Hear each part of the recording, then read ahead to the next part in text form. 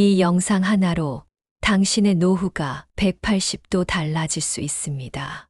전원주택으로 이사했다가 3년 만에 도시로 돌아온 우리 부모님처럼 혹시 여러분도 노후의 전원 생활을 꿈꾸고 계신가요? 맑은 공기, 텃밭 가꾸기, 여유로운 삶. 하지만 현실은 생각과 많이 다를 수 있습니다.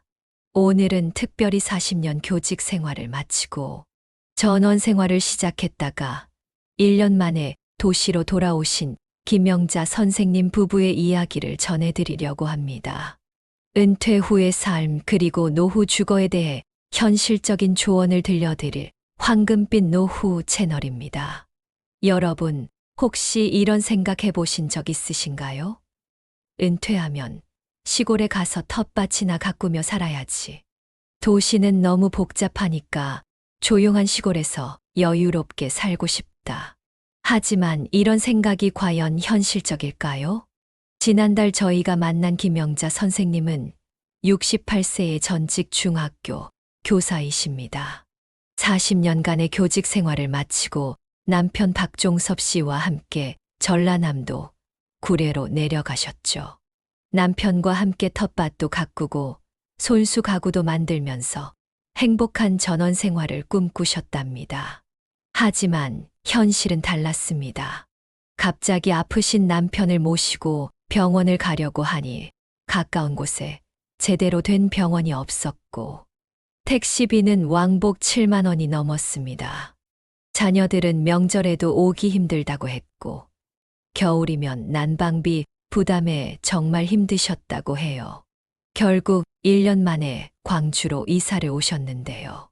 지금은 어떻게 지내시는지, 그리고 왜 도시로 돌아오시게 됐는지 자세한 이야기를 들려드리도록 하겠습니다. 이번 영상은 은퇴 후의 주거 선택, 특히 전원주택과 도시 생활의 장단점을 현실적으로 비교해보고 실제 경험자의 조언을 통해 여러분의 현명한 선택을 도와드리고자 합니다. 영상을 시작하기 전 구독과 좋아요 부탁드립니다. 알림 설정까지 해두시면 매주 올라오는 은퇴 설계와 노후 생활의 꿀팁을 가장 먼저 만나보실 수 있습니다. 황금빛 노후 채널은 50대 이사 시니어분들의 행복한 노후를 위해 실질적인 정보와 조언을 전해드리는 채널입니다.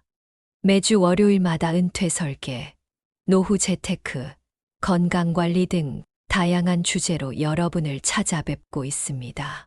특히 오늘 이야기는 많은 분들이 로망으로 꿈꾸시는 전원 생활의 현실을 있는 그대로 보여드리고 더 나은 선택을 하실 수 있도록 도와드릴 예정입니다. 자, 그럼 지금부터 김영자 선생님 부부의 이야기를 시작하겠습니다.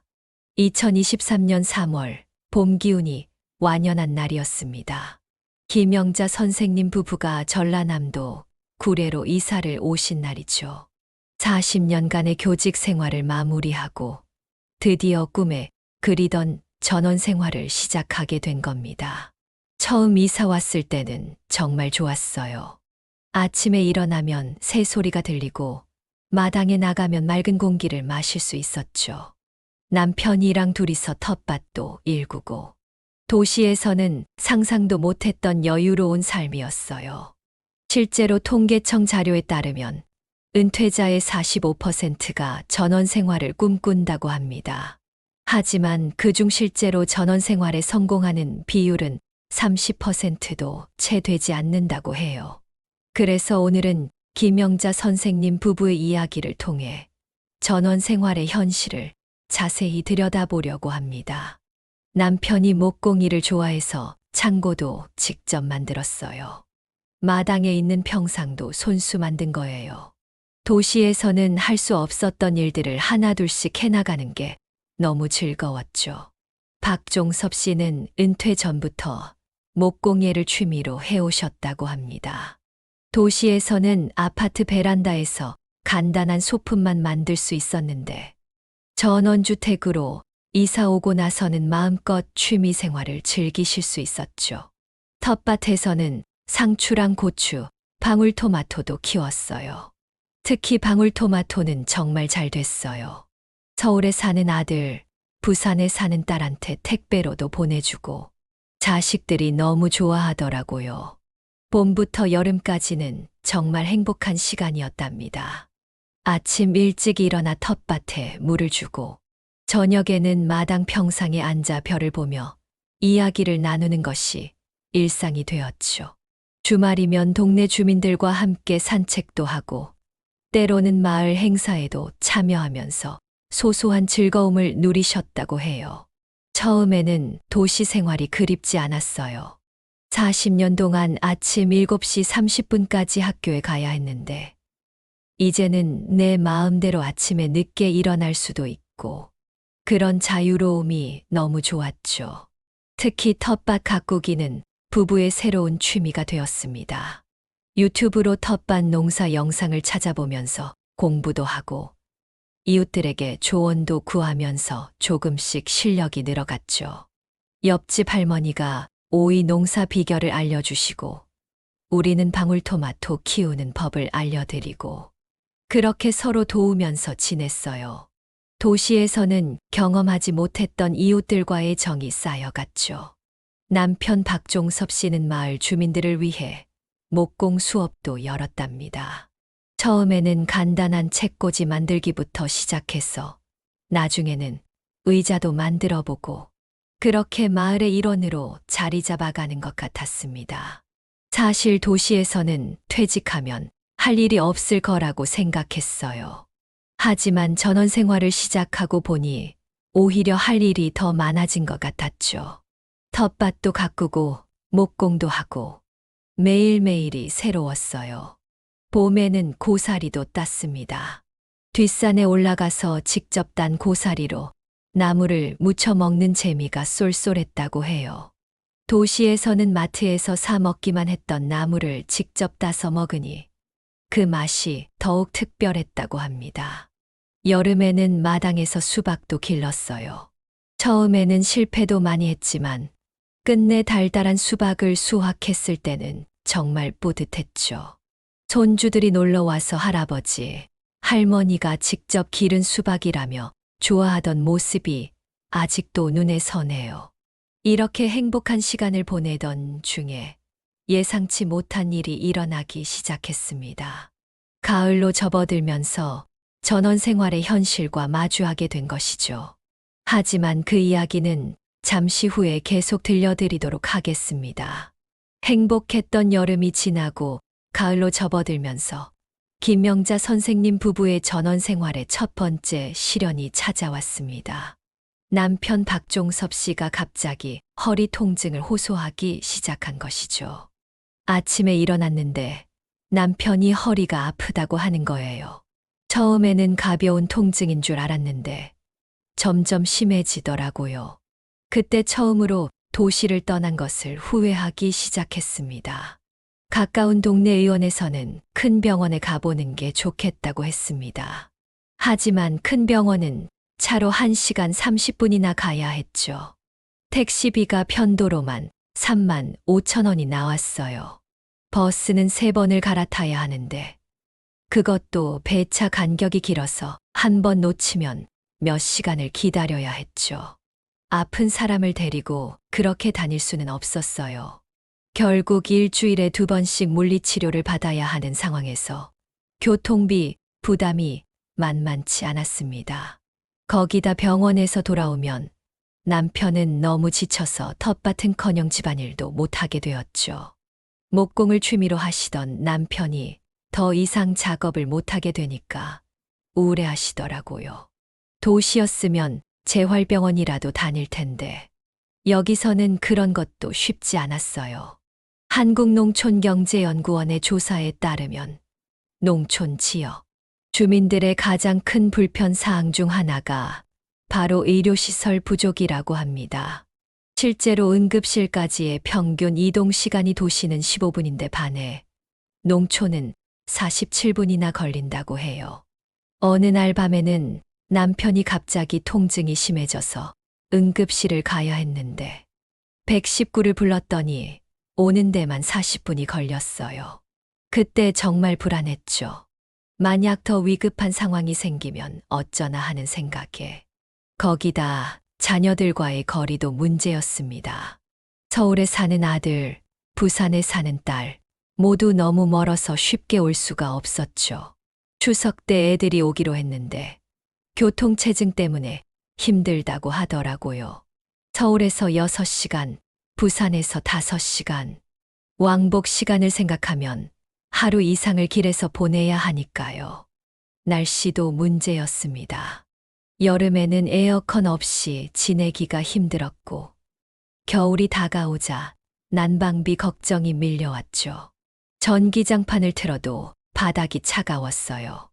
보일러를 틀면 기름값이 너무 많이 나오고, 도시 아파트처럼 지역 난방도 아니라서 난방비가 겨울 한 달에 50만 원이 넘게 나왔어요. 텃밭 관리도 생각보다 쉽지 않았습니다. 여름에는 잡초가 금방 자라서 매일같이 뽑아야 했고, 가을이 되니 풀벌레들이 집 안까지 들어왔죠. 도시에서는 경험해보지 못한 일들이었어요. 장마 때는 곰팡이가 피고, 겨울에는 수도관이 얼까봐 물을 틀어놓고 자야 했고, 집 관리하는 게 이렇게 힘든 줄 몰랐죠. 이웃들과의 관계도 시간이 지나면서 조금씩 부담스러워졌습니다. 처음에는 이웃들이 농사 짓는 법도 알려주고 친절했는데 점점 텃밭 일도 도와달라고 하고 거절하기도 미안하고 도와주자니 체력적으로 힘들고 저희가 여기 터줏대감도 아닌데 이런저런 마을 일에 자꾸 신경 쓰이더라고요. 특히 겨울이 다가오면서 더욱 고립된 느낌이 들었습니다. 날이 춥고 어두워지니 저녁에는 산책도 못하게 되었고 마을 행사도 줄어들었죠. 도시에서는 밤에도 사람들이 다니고 불빛이 있어서 덜 무서웠는데 여기는 저녁만 되면 너무 깜깜하고 적막해요. 게다가 택배도 늦게 오고 은행이나 관공서도 멀어서 일 보기가 힘들었죠. 이렇게 예상치 못했던 현실의 벽에 부딪히면서 김영자 선생님 부부는 서서히 변화를 고민하기 시작했습니다. 그리고 그 즈음 동네에 살던 다른 노부부의 선택을 보게 되는데 작년 겨울 김영자 선생님 부부에게 큰 충격을 준 사건이 있었습니다. 3년 전부터 이웃에 살던 박원철, 이명숙 부부가 갑자기 광주로 이사를 가게 된 거죠. 이명숙 씨가 갑자기 뇌경색으로 쓰러지셨어요. 응급실까지 가는데 40분이나 걸렸대요. 의사 선생님이 그러시더래요. 조금만 더 늦었으면 큰일 날 뻔했다고. 그 말씀을 듣고 박원철 씨가 바로 광주로 이사를 결심하셨대요. 이명숙 씨는 다행히 빠르게 회복하셨지만 이 사건은 마을 전체에 큰 경각심을 주었습니다. 실제로 보건복지부 통계에 따르면 농촌 지역 응급 환자의 골든타임 확보율은 도시의 절반 수준에 불과하다고 합니다. 저희도 그때부터 진지하게 고민하기 시작했어요. 우리도 나이가 들수록 건강이 더 안 좋아질 텐데 이대로 있다가 큰일이 나면 어쩌나 하고요. 그러던 중 우연히 광주에 사는 동창 친구에게서 복지관 이야기를 듣게 되었습니다. 친구가 복지관에서 스마트폰 교육도 받고 요가도 배우고 영어 회화까지 한다는 거예요. 게다가 점심은 복지관 식당에서 3,000원에 해결한대요. 우리는 여기서 장 보러 가는 것도 힘든데 실제로 도시 복지관의 프로그램은 매우 다양했습니다. 노인 일자리 사업부터 문화 강좌, 건강관리 프로그램까지. 더구나 대부분의 프로그램이 무료이거나 아주 저렴한 비용으로 이용할 수 있었죠. 남편이 허리 치료받으러 광주에 갔다가 우연히 복지관을 들러봤어요. 그런데 거기서 목공예 동아리가 있다는 걸 알게 된 거예요. 회원들이 다 같이 작품도 만들고 전시회도 연다고 하더라고요. 자녀들과의 소통 문제도 점점 더 크게 다가왔습니다. 화상통화로 손주들 얼굴을 보는 것만으로는 부족했죠. 설날에 딸내가 오기로 했다가 큰 눈이 와서 못 왔어요. 길이 너무 험해서 위험하다고. 그때 정말 마음이 아팠어요. 1년에 몇 번 보기도 힘든 손주들 얼굴을 또 못 보게 된 거잖아요. 통계에 따르면 전원 생활을 시작했다가 도시로 돌아오는 노인 가구가 해마다 증가하고 있다고 합니다. 2022년 한 연구 결과를 보면 전원 생활을 시작한 60대 이사 노인 가구 중 43%가 3년 이내에 다시 도시로 돌아온다고 해요. 옆집 할머니가 그러시더라고요. 젊었을 때는 몰랐는데 나이 들수록 병원이 가까워야 된다고. 실제로 우리 동네만 해도 작년에 세 가구가 도시로 이사 갔어요. 김영자 선생님은 복지관에서 진행하는 치매 예방 프로그램에 특히 관심이 갔다고 합니다. 나이 들수록 치매가 제일 무서워요. 도시 복지관에 가보니까 치매 예방을 위한 미술 치료도 하고 인지 능력 향상을 위한 프로그램도 많더라고요. 여기서는 그런 것 꿈도 못 꾸죠. 남편 박종섭 씨도 조금씩 마음의 변화가 생기기 시작했습니다. 처음에는 텃밭이랑 목공 작업장을 포기하는 게 너무 아쉬워서 반대했어요. 근데 허리가 아프고 나서는 생각이 달라졌죠. 건강이 제일 중요하다는 걸 뼈저리게 느꼈으니까요. 그러던 어느 날 광주에 사는 친구의 초대로 도시의 실버타운을 방문하게 되었습니다. 그곳에서 본 광경은 김명자 선생님 부부의 생각을 완전히 바꿔놓게 되는데 광주에 살고 있는 40년 지기 친구 정미숙 씨의 초대로 도시 실버타운을 방문하게 된 김명자 선생님 부부. 그곳에서 본 광경은 그들의 생각을 완전히 바꿔놓았습니다. 처음에는 그냥 친구 만나러 가는 거였어요. 근데 도착하자마자 깜짝 놀랐죠. 아파트 단지 안에 수영장도 있고 도서관도 있고 무엇보다 단지 바로 앞에 종합병원이 있더라고요. 특히 눈길을 끈 것은 1층에 있는 실버복지관이었습니다. 평일 오전부터 저녁까지 다양한 프로그램이 운영되고 있었죠. 거기서 난생 처음 VR 체험을 해봤어요. 할머니, 할아버지들이 VR 고글을 쓰고 세계 여행도 하고 테니스도 치고 웃음소리가 끊이질 않더라고요. 저는 그때까지 복지관이라고 하면 그저 점심 먹으러 가는 곳인 줄로만 알았거든요. 실제로 도시 복지관의 프로그램은 매우 다양했습니다. 한 조사에 따르면 도시 복지관 이용자의 95%가 삶의 질이 향상되었다고 응답했다고 합니다. 남편이 특히 관심을 보인 건 목공예실이었어요. 전문 강사님이 계시고 장비도 잘 갖춰져 있더라고요. 게다가 매년 작품 전시회도 한다고 하니까 남편 눈이 반짝반짝 빛나더라고요. 박종섭 씨는 그동안 혼자서 목공 작업을 해오셨는데 여기서는 같은 취미를 가진 분들과 함께 배우고 작품도 만들 수 있다는 점에 큰 매력을 느끼셨답니다. 거기 계신 할아버지 한 분이 그러시더라고요. 작년에 손주한테 줄 장난감을 다 같이 만들었대요. 목마도 만들고 자동차도 만들고 손주들이 얼마나 좋아했는지 모른다고. 또 하나 놀라웠던 건 교통의 편리함이었습니다. 지하철역이 도보 5분 거리에 있었고 버스 정류장은 아파트 바로 앞에 있었죠. 여기 살면 차 없어도 되겠더라고요. 지하철 타고 30분이면 시내 한복판에 가고 버스 한 번이면 대형 병원에 가고 택시비 걱정할 필요도 없고 특히 인상 깊었던 건 디지털 교육 프로그램이었습니다. 스마트폰 활용법부터 키오스크 사용법까지 현대 생활에 꼭 필요한 것들을 차근차근 가르쳐 준다고 해요. 우리 동네에서는 은행 일도 보기 힘들었는데 여기서는 어르신들이 직접 스마트폰으로 송금도 하고 택배 접수도 하시더라고요. 다 복지관에서 배웠대요. 거기다 의료, 시설도 가까웠습니다. 종합병원이 걸어서 10분 거리에 있었고 보건소와 내과, 정형외과 같은 병원들도 단지 주변에 많았죠. 제일 마음에 들었던 건 아파트 단지 안에 주치의 제도가 있다는 거예요. 매달 한 번씩 의사 선생님이 직접 찾아와서 건강 체크도 해주시고 혈압약 같은 것도 처방해 주신대요.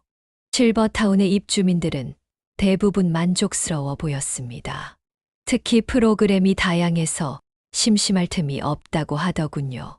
아침에는 태극권하고 점심에는 노래교실 가고 저녁에는 친구들이랑 담소 나누고 우리가 시골에서 그렇게 동경하던 전원생활보다 더 풍요로워 보였어요.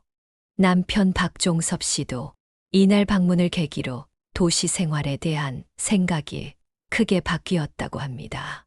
처음에는 도시가 답답하고 복잡할 거라고만 생각했는데 실제로 보니까 전혀 그렇지 않더라고요. 오히려 더 편리하고 즐거워 보였죠.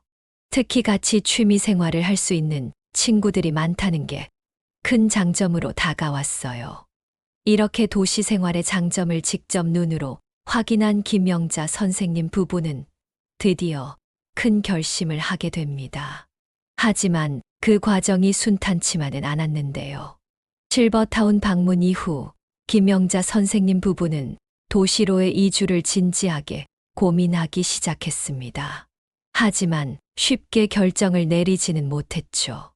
1년 전 정들었던 도시 생활을 정리하고 온 것도 있었고 전원주택에 들인 정성과 투자도 만만치 않았으니까요. 전원주택을 지을 때 퇴직금의 상당 부분을 투자했어요. 은행 대출도 좀 있었고요. 집을 팔아야 하나, 새를 놓아야 하나, 걱정이 태산이었죠. 특히 남편 박종섭 씨는 직접 가꾼 정원과 텃밭, 손수 만든 창고를 두고 떠나는 것이 아쉬웠다고 합니다. 평생 모아온 목공 도구들도 있고, 아직 미완성인 작품들도 있고, 이걸 다 어떻게 해야 하나 고민이 많았어요. 하지만 와이프 말대로 건강이 먼저더라고요. 결정적인 계기는 지난 겨울 폭설이었습니다. 3일 동안 눈이 계속 내렸는데 도로가 완전히 막혀버린 거죠. 3일 동안 완전히 고립됐어요. 식료품도 떨어지고 기름도 떨어지고 더군다나 그때 남편 허리 통증이 심해져서 병원에도 가야 했는데 차가 못 들어오니 속수무책이었죠. 이 사건을 계기로 부부는 자녀들과 진지한 가족회의를 했습니다. 화상통화로 모인 가족들 모두가 도시로의 이주를 적극 찬성했죠. 아들이 그러더라고요. 엄마, 아빠가 전원생활 하시는 게 행복해 보여서 좋았는데 이제는 건강이 더 중요하다고. 딸도 애들 키우느라 바빠서 자주 못 오는 게 늘 마음에 걸렸대요.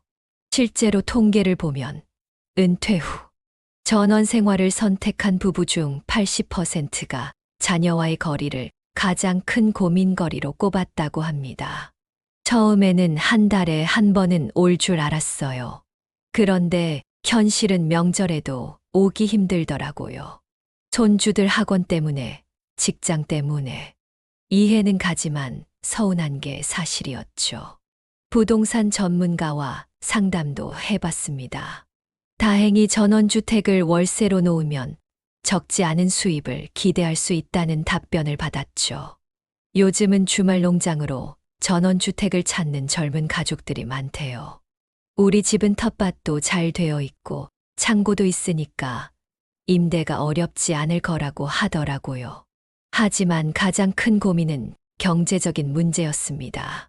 도시의 집값이 만만치 않았거든요. 광주 시내 아파트를 알아보니까 전원주택보다 가격이 훨씬 비쌌어요. 그래서 전세를 알아보다가 우연히 복지관 앞 임대아파트 정보를 알게 됐죠. 국토교통부에서 운영하는 실버주택이었는데 65세 이상 어르신을 위한 임대주택이었습니다. 월 임대료도 적당했고 무엇보다 복지관과 가까워서 마음에 들었죠. 아파트가 좁을까 걱정했는데 알고 보니 오히려 관리하기 좋더라고요. 전원주택은 넓긴 한데 계단 오르내리기도 힘들고 청소하기도 힘들었거든요. 결국 김영자 선생님 부부는 전원주택은 월세로 놓고 광주의 실버임대주택으로 이주하기로 결정했습니다. 돌이켜보면 이게 정말 큰 결단이었어요. 40년 교직 생활하면서도 이렇게 큰 결정은 처음이었던 것 같아요. 하지만 지금 생각해보면 정말 잘한 선택이었죠. 이사를 결정하고 나니 마음이 한결 가벼워졌다고 합니다. 이제는 새로운 삶을 시작할 준비를 해야 했습니다. 전원주택을 정리하면서 울컥하기도 했어요. 하지만 이게 끝이 아니라 새로운 시작이라고 생각하기로 했죠. 우리의 인생 2막을 위한 첫걸음이라고요. 그렇게 시작된 도시에서의 새로운 생활. 과연 그들의 선택은 옳았을까요? 다음 이야기에서 계속해서 들려드리도록 하겠습니다. 2024년 1월 김영자 선생님 부부는 드디어 광주의 실버임대 아파트로 이사를 왔습니다. 18평 남짓한 공간이었지만 알고 보니 생각보다 훨씬 살기 좋은 곳이었죠. 처음에는 좁아서 답답하지 않을까 걱정했어요. 전원주택이 40평이었으니까요. 근데 이사 와 보니까 오히려 더 편하더라고요. 청소하기도 쉽고 관리비도 적게 나오고 특히 난방비가 크게 줄어든 것이 가장 큰 장점이었습니다. 지역 난방이라 겨울철 난방비가 전원주택의 3분의 1 수준으로 줄었다고 해요. 전원주택에서는 기름 보일러 때문에 겨울에 50만 원씩 나갔는데 여기는 15만 원 정도면 충분해요. 그것도 더 따뜻하게 지낼 수 있어요. 하지만 처음부터 모든 것이 순조로웠던 것은 아닙니다. 도시 생활에 적응하는데도 시간이 필요했죠. 밤에 차 소리가 시끄러워서 잠을 못 이루기도 했어요. 전원주택에서는 밤이 되면 고요했거든요. 근데 시간이 지나니까 이것도 익숙해지더라고요.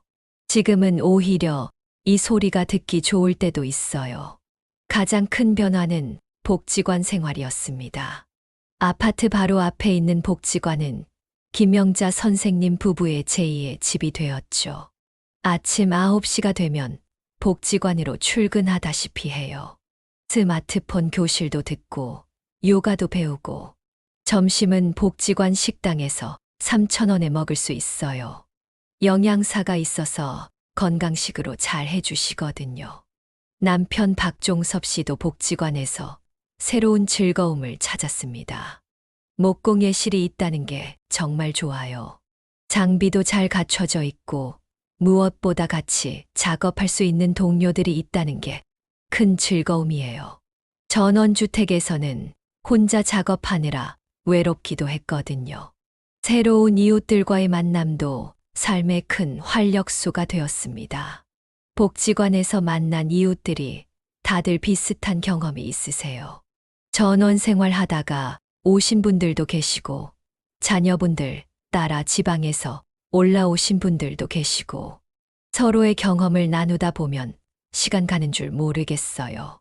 특히 매주 수요일 오후에 열리는 인생 이모작 모임이 큰 도움이 되었다고 합니다. 다들 제2의 인생을 살고 계신 분들이에요. 전직 교사도 계시고 공무원도 계시고 서로의 경험을 나누면서 새로운 삶의 지혜를 배우게 되죠. 물론 아쉬운 점도 있었습니다. 텃밭을 가꿀 수 없다는 것이 가장 큰 아쉬움이었죠. 그래도 복지관에서 화분 가꾸기 프로그램을 하고 있어요. 작은 화분이지만 상추도 기르고 방울토마토도 키우고 있죠. 규모는 작아도 흙을 만질 수 있다는 게 좋아요. 또 하나의 큰 변화는 디지털 기기 사용이 늘었다는 것입니다. 복지관에서 스마트폰 교육을 받았어요. 이제는 배달 앱도 사용할 수 있고 택시도 부를 수 있어요. 손주들이 놀러 왔을 때 깜짝 놀라더라고요. 할머니가 이제 카카오 택시도 부르시네 하면서요. 가장 기뻤던 건 자녀들의 방문이 잦아졌다는 점입니다. 광주가 서울이나 부산에서 KTX로 오기 편하잖아요. 이제는 한 달에 한 번은 꼭 와요. 손주들이 와서 하룻밤 자고 가는 것도 가능해졌어요. 방이 좀 좁긴 해도 그래도 이렇게 자주 볼 수 있다는 게 얼마나 감사한지 몰라요. 이렇게 도시에서의 새로운 삶이 시작되었습니다. 하지만 이것은 시작에 불과했죠. 앞으로 그들에게 어떤 변화가 찾아올까요? 다음 이야기에서 계속해서 들려드리도록 하겠습니다.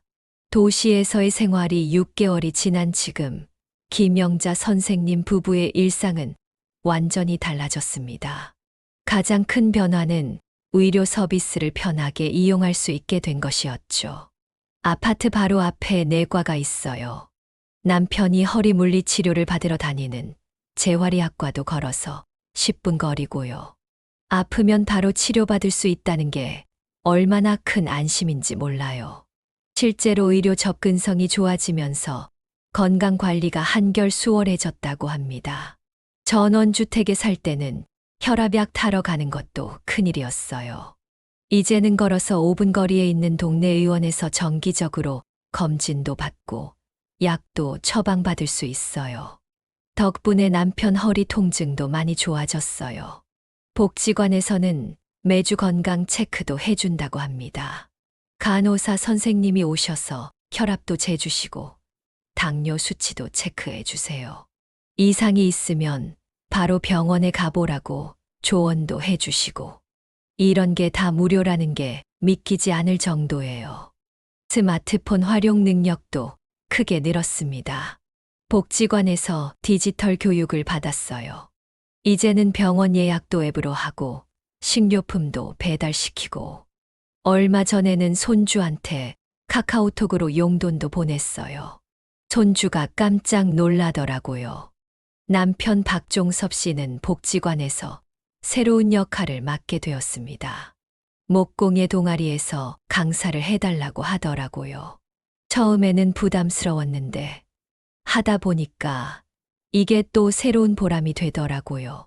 젊었을 때 가르치는 일을 못 해본 게 늘 아쉬웠는데 이제는 제가 배운 걸 다른 분들께 나눠줄 수 있어서 좋아요. 자녀들과의 관계도 더욱 돈독해졌습니다. 아들이 주말마다 와요.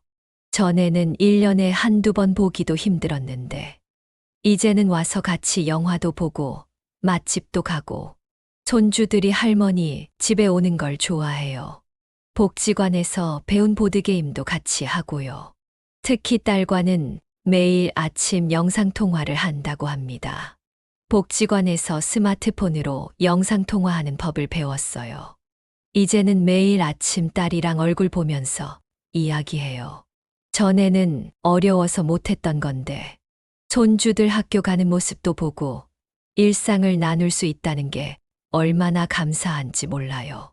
건강한 생활 습관도 자리 잡았습니다. 아침마다 복지관에서 하는 건강 체조에 참여해요.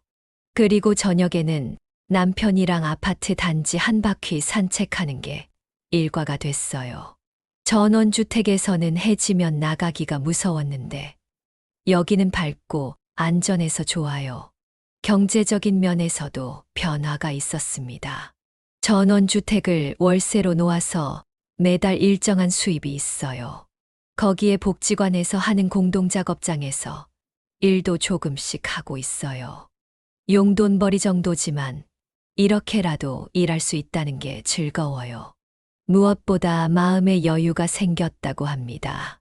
전원주택에 살 때는 항상 불안했어요. 뭐가 고장 나진 않을까? 눈이 많이 오면 어쩌나? 근데 지금은 그런 걱정 없이 편하게 살 수 있어요. 관리사무소에서 다 관리해 주니까요. 이런 변화는 부부의 관계에도 긍정적인 영향을 미쳤습니다. 남편이랑 대화가 더 많아졌어요. 각자 복지관에서 배운 것들도 이야기하고 저녁에 산책하면서 하루 일과도 나누고 전원주택에서는 각자 할 일에 바빠서 이런 여유가 없었는데 지금은 정말 부부가 된 것 같아요. 이제는 새로운 도전도 시작하고 있답니다. 다음 이야기에서는 김영자 선생님 부부가 어떤 새로운 도전을 시작했는지 들려드리도록 하겠습니다. 도시 생활 1년을 맞이하는 김영자 선생님 부부에게 특별한 변화가 찾아왔습니다. 바로 실버 카페에서 바리스타로 활동하게 된 것인데요. 처음에는 그냥 커피 배우기 수업을 신청한 거였어요. 40년 동안 교단에 서면서 늘 커피만 타 마셨는데 은퇴하고 나서 제대로 배워보고 싶더라고요. 그런데 이게 이렇게 큰 즐거움이 될 줄은 몰랐죠. 복지관 1층에 있는 실버 카페는 어르신들이 직접 운영하는 곳입니다. 전문 바리스타 교육을 받은 어르신들이 자원봉사로 참여하고 있죠. 아메리카노 한 잔이 1,000원이에요. 수익금은 전액 복지관 운영에 기부된다고 해요. 제가 만든 커피를 마시고 맛있다고 해주실 때면 그 기분이 말로 표현할 수 없을 정도로 좋아요. 남편 박종섭 씨도 새로운 도전을 시작했습니다. 복지관 목공예실에서 아이들을 위한 장난감을 만들고 있어요. 다른 어르신들과 함께 만든 장난감을 지역 어린이집에 기부하는 건데 아이들이 좋아한다는 소식을 들으면 정말 행복해요. 실제로 노인 자원봉사 활동이 우울증 예방에 큰 도움이 된다는 연구 결과도 있다고 합니다. 예전에는 은퇴하면 그냥 쉬어야 한다고 생각했어요. 근데 알고 보니 은퇴 후에도 이렇게 많은 것을 할 수 있더라고요. 오히려 더 활기찬 생활을 하고 있는 것 같아요. 사회적 관계도 더욱 풍성해졌습니다. 복지관에서 만난 친구들이 이제는 정말 가족 같아요. 아픈 데가 있으면 서로 걱정해주고, 기쁜 일이 있으면 함께 기뻐해주고, 전원 생활할 때는 상상도 못했던 일이에요. 특히 시니어 밴드를 결성한 것이 큰 즐거움이 되었다고 합니다. 남편이 젊었을 때 기타를 좀 쳤거든요. 복지관에서 악기 동아리가 있다는 걸 알고 가입했는데 이제는 일주일에 2번씩 공연도 해요. 저는 키보드를 배우기 시작했고요. 자녀들과의 관계도 더욱 특별해졌습니다. 얼마 전에는 손주들이 학교 숙제로 우리 가족의 자랑거리를 써야 한다면서 할머니, 할아버지 이야기를 썼대요. 바리스타 할머니, 목공예 선생님 할아버지. 그걸 듣는데 눈물이 나더라고요. 건강 면에서도 큰 변화가 있었습니다. 규칙적인 운동과 식사 덕분인지 둘 다 건강검진 결과가 좋아졌어요. 남편 허리 통증도 많이 나아졌고 저도 혈압이 안정됐어요. 무엇보다 마음이 건강해진 것 같아요. 이제는 전원 생활을 그리워하지 않는다고 합니다. 가끔 텃밭이 생각나기도 하지만 지금의 생활이 더 행복해요. 복지관 옥상에 있는 작은 텃밭에서 상추도 기르고 있는데 그걸로 충분해요. 욕심을 버리니까 오히려 마음이 더 풍요로워졌어요. 앞으로의 계획도 세웠습니다. 내년에는 복지관에서 컴퓨터를 배워볼 생각이에요. 손주들이 유튜브 많이 보는 걸 알게 됐는데 저도 한번 도전해보고 싶어요. 나이 들어서도 새로운 걸 배운다는 게 이렇게 즐거운 일인 줄 몰랐어요. 김영자 선생님은 이렇게 말씀하십니다. 전원 생활이 나쁜 건 아니에요. 다만 저희처럼 나이 들어서는 편리함과 안전이 더 중요하다는 걸 깨달았어요. 도시에서의 삶이 때로는 시끄럽고 복잡할 수 있지만 그만큼 활력이 있고 안전하죠. 무엇보다 혼자가 아니라는 게 가장 큰 위로가 됩니다. 이제 김영자 선생님 부부는 매일 아침을 기대하며 살고 계십니다. 오늘은 또 어떤 새로운 일이 기다리고 있을지, 어떤 즐거움이 찾아올지 설레는 마음으로요. 노후의 행복은 멀리 있는 게 아니더라고요. 바로 우리 곁에 이웃들과 함께하는 일상 속에 있었어요. 이제야 그걸 알게 됐네요. 오늘은 전원생활에서 도시로 돌아오신 김영자 선생님 부부의 이야기를 통해 노후에 진정으로 필요한 것이 무엇인지 함께 생각해보는 시간을 가졌습니다. 전원 생활의 로망, 많은 분들이 꿈꾸고 계실 겁니다. 맑은 공기, 여유로운 삶, 텃밭 가꾸기. 하지만 우리가 김영자 선생님 부부의 사례를 통해 배운 것처럼 노후에는 다른 것들이 더 중요할 수 있습니다. 첫째, 의료, 시설과의 접근성입니다. 나이가 들수록 건강은 더욱 중요해집니다. 아플 때 빠르게 치료받을 수 있는 환경, 정기적으로 건강을 체크할 수 있는 시스템이 갖춰진 곳에서 살아야 합니다. 둘째, 교통의 편리함입니다. 차가 없어도 불편함 없이 생활할 수 있어야 합니다. 버스, 지하철과 같은 대중교통이 잘 갖춰진 곳이어야 하죠. 셋째, 복지 시설의 존재입니다. 복지관은 단순한 여가 시설이 아닙니다. 배움의 공간이자 사회활동의 장이며 새로운 인연을 만날 수 있는 소중한 곳입니다. 넷째, 자녀들과의 거리입니다. 너무 가까워도 너무 멀어도 문제가 될 수 있습니다. 적당한 거리를 유지하면서도 필요할 때 쉽게 만날 수 있는 위치가 좋습니다. 다섯째, 이웃과의 교류입니다. 나이가 들수록 외로움은 큰 적이 됩니다. 같은 관심사를 가진 이웃들과 함께할 수 있는 환경이 중요하죠. 여섯째, 경제적인 부담입니다. 관리비, 난방비 등 고정 지출이 너무 크지 않은 곳을 선택해야 합니다. 예기치 못한 수리비나 관리비가 발생하지 않는 것도 중요하죠. 일곱째, 새로운 도전의 기회입니다. 은퇴 후에도 계속해서 배우고 성장하고 나눌 수 있는 환경이 필요합니다. 마지막으로 안전과 편리함입니다. 밤에도 안심하고 산책할 수 있고 일상생활에 불편함이 없는 환경이어야 합니다. 김영자 선생님 부부의 사례는 우리에게 많은 것을 시사합니다. 전원 생활이 나쁜 것이 아닙니다. 다만 우리의 나이와 상황에 맞는 선택이 필요한 것이죠. 여러분도 지금 노후 주거지를 고민하고 계신다면 꼭 이 부분들을 체크해 보시기 바랍니다. 특히 다음 세 가지를 꼭 확인하세요. 첫째, 그곳에서 혼자서도 충분히 생활할 수 있는지 점검해 보세요. 둘이서는 괜찮아도 혼자가 되었을 때도 살아갈 수 있어야 합니다.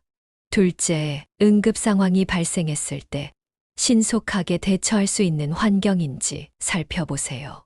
119 도착 시간, 가까운 종합병원까지의 거리를 반드시 확인하시기 바랍니다. 셋째, 겨울철 생활이 가능한지 꼭 체크해 보세요. 많은 분들이 봄, 여름만 생각하고 결정하셨다가 후회하시는 경우가 많습니다. 우리의 황금빛 노후, 결코 멀리 있지 않습니다. 현명한 선택 하나로 달라질 수 있습니다. 오늘 이 영상이 여러분의 선택에 도움이 되었기를 바랍니다. 다음 영상에서는 실버 임대주택 입주 방법과 꿀팁을 알려드릴 예정입니다. 놓치지 않으시려면 구독과 좋아요, 알림 설정까지 꼭 해주시기 바랍니다. 마지막으로 김영자 선생님의 말씀을 전해드리며 마무리하겠습니다. 행복한 노후의 비결은 멀리 있지 않아요. 바로 우리 곁에 이웃들과 함께하는 일상 속에 있답니다. 전원 생활이라는 로망에 매몰되지 마시고 현실적으로 필요한 것이 무엇인지 꼭 살펴보시기 바랍니다. 여러분의 황금빛 노후를 응원합니다. 다음 영상에서 다시 만나뵐 때까지 건강하고 행복하시기 바랍니다. 감사합니다.